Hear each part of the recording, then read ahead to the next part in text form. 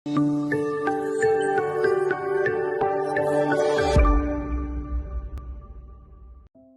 Ibu, Saudara-saudari yang terkasih, salam jumpa lagi dalam Kasih Kristus bersama saya Romo Ansel Olasoni dalam Renungan Harian Sabtu tanggal 6 November 2021.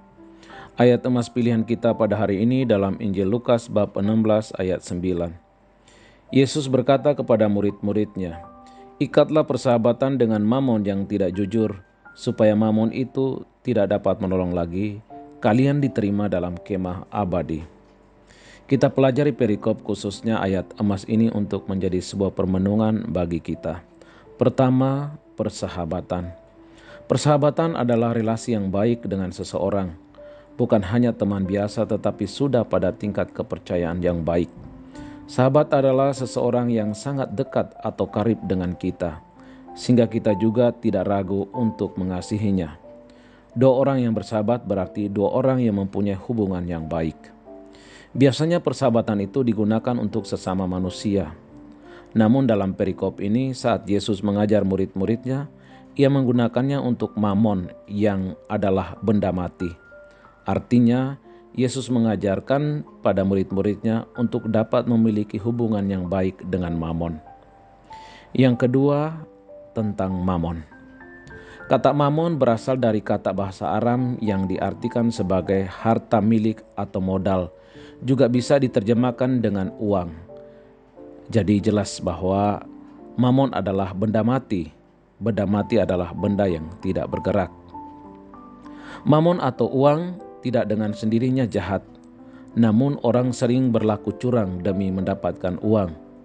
Dari pihak keagamaan pada zaman Yesus, kata ini telah mendapat nada yang tidak baik. Karena sering harta milik atau modal dikumpulkan dengan jalan penipuan, kelaliman, atau pemerasan, dan ketamakan. Disinilah terungkap mamon yang tidak baik atau tidak jujur itu. Karena ada orang-orang yang menggunakan mamon dengan tidak benar. Yang ketiga, tidak jujur. Kata tidak jujur berasal dari kata bahasa Yunani, yakni kata adikia, yang berarti ketidakadilan, tidak baik, dan tidak jujur. Sekali lagi, mamon dikatakan tidak jujur karena ada yang memakainya untuk hal yang tidak baik. Jadi, mamon sebenarnya adalah benda mati yang berguna. Benda tersebut dapat digunakan untuk hal baik, namun juga dapat digunakan untuk hal yang tidak baik. Semua tergantung pada si pemakai mamon tersebut.